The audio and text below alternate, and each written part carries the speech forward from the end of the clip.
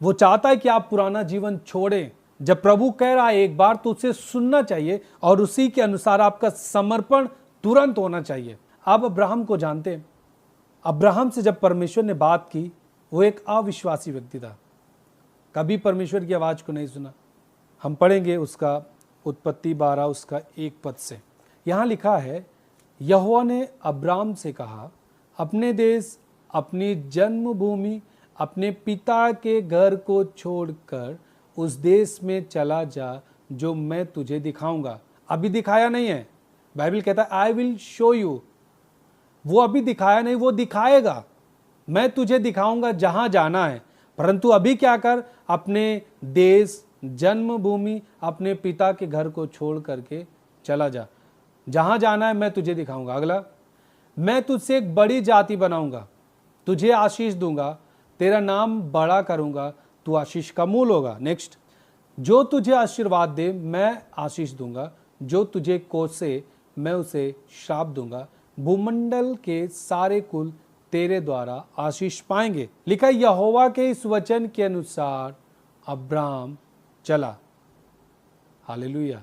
आप देखिए, केवल प्रभु फर्स्ट टाइम उससे बात करता है और वो तुरंत समर्पित हो गया उसके बात पे, उसके वचन पे, और वो तुरंत तैयार हो गया अपने घर, अपने देश, अपने पिता के घर को छोड़ने के लिए। ऐसा समर्पण होना चाहिए। जब भी प्रभु कह रहा है, जस्ट प्रभु की ओर देखें और उसके पीछे चल दें। अपनी सारी चीजों को, पुराने जीवन को, पुराने मनुष्यत्व को, सब कुछ छोड़ के आप यीशु के पीछे चलने के लिए तैयार हो जाएं। हालेलुया। देखिए, आप जब मसीह को ग्रहण करते हैं ना, तो जो मसीही जीवन है वो एक नई शुरुआत होती है आपकी जिंदगी की। जब जिस क्षण आप मसीह को ग्रहण करते हैं, अपना उद्धारकर्ता करके, मुक्तिदाता ग्रहण करते हैं आप यीशु को, उसी दिन से आपकी जिंदगी जो होती है ना, उस जिंदगी की नई शुरुआत हो जाती है। वो नहीं कि पुराना जीवन जो है उसी से चलता हुआ चला जाएगा, ऐसा नहीं। वो उसी क्षण नया हो जाता है। जब आप मसीह को ग्रहण करते हैं, उसी क्षण आपका जीवन नया हो जाता है। आप एक नए मनुष्यत्व में हो जाते हैं। इसका मतलब प्रभु हमें कुछ नया बनाना चाहता है और प्रभु हमें नए तरीके से देखना चाहता है। नया का मतलब, अब हमारे ऊपर संसार का कोई भी छाया नहीं है, संसार के कोई दाग नहीं है।